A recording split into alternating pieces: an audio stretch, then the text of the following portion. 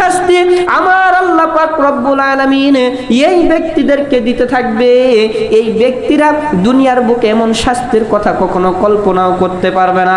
সাপ বিচ্ছু কামড়াইতে থাকবে, একবার সাপ কামড় দিবে, এই সাপের বিষের যন্ত্রণায় উপর দিক আর নিচ দিক লাফাইতে লাফাইতে 70 গজ মাটির নিচে ঢুকে যাবে। একবার যখন বিচ্ছু কামড় দিবে, এই বিচ্ছুর কামড়ের যন্ত্রণায় এতটা স্পিরিটে চিৎকার করবে, পুরা পৃথিবীর পশু পাখি এই কবরবাসীর চিৎকারের আওয়াজটা শুনতে পাবে। জোরে বলেন নাউজুবিল্লাহ। মুসলমান ভাইরা আমার, বিশ্ব নবী বুখারী শরীফের হাদিস শরীফের ভেতরে বলেন, পৃথিবীর বুকে যখন মানুষকে কবর দেওয়া হয়, অন্ধকার কবরের ভেতরে এই শাস্তির কষ্টে যখন মানুষ চিৎকার করতে থাকে, দুনিয়ার বুকে দুইটা মানুষ ব্যতীত, দুইটা প্রাণী ব্যতীত পৃথিবীর বুকে আল্লাহ তাআলা যত প্রাণী সৃষ্টি করেছে সমস্ত প্রাণীরা এই কবরবাসীর ভয়ঙ্কর চিৎকারগুলো তারা শুনতে পারে। তারা কি পারে বাবা? চিৎকারগুলো তারা শুনতে পারে। এই কারণে পশু পাখি সকালবেলা থেকে সন্ধ্যা পর্যন্ত একমাত্র আল্লাহর শুকরিয়া আদায় করে।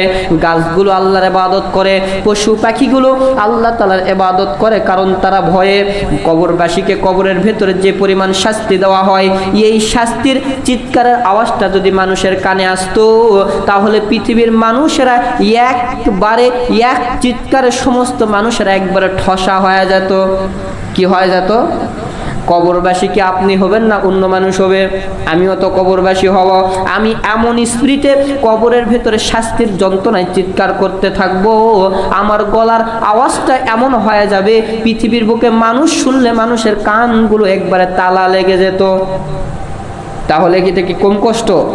আমাকে এমন কষ্ট দেওয়া হবে, আমি এখন যদি ইচ্ছা করে চিৎকার করি ওই পাশ পর্যন্ত আওয়াজ আমার যাবে না, কিন্তু এখন এমন স্পিরিটে আমার চিৎকার বাহির হবে, কষ্টের জ্বালাই এমন চিৎকার বাহির হবে, পুরা জাহান্নামের বাসীরা চিৎকার শুনতে পাবে আর বলবে কবরের ভেতরে একজনকে শাস্তি দেওয়া হচ্ছে। নাউজুবিল্লাহ।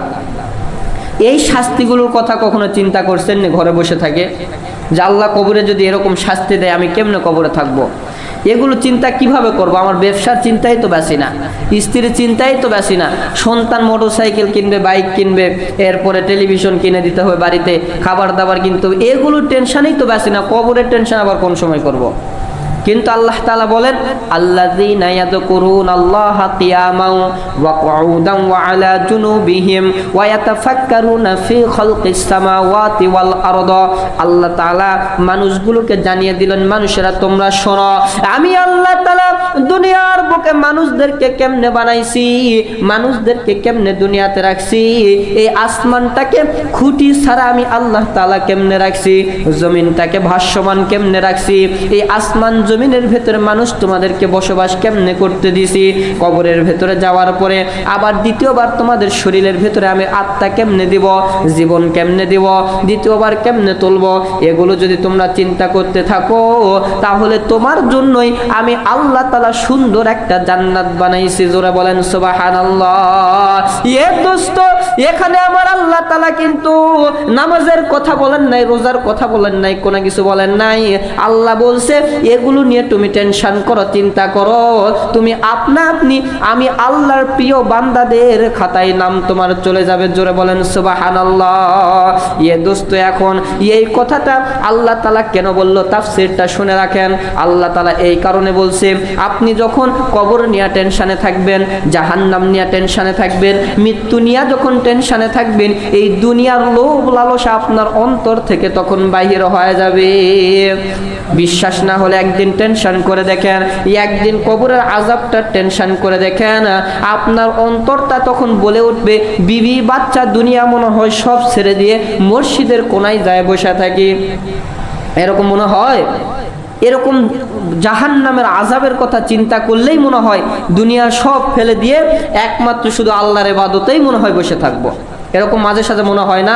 যারা চিন্তা করে তাদের মনে হয়, যারা চিন্তা করেই না, কবরের ভয়ই নাই, তাদের আবার কেমনে চিন্তা হবে? মনে হবে।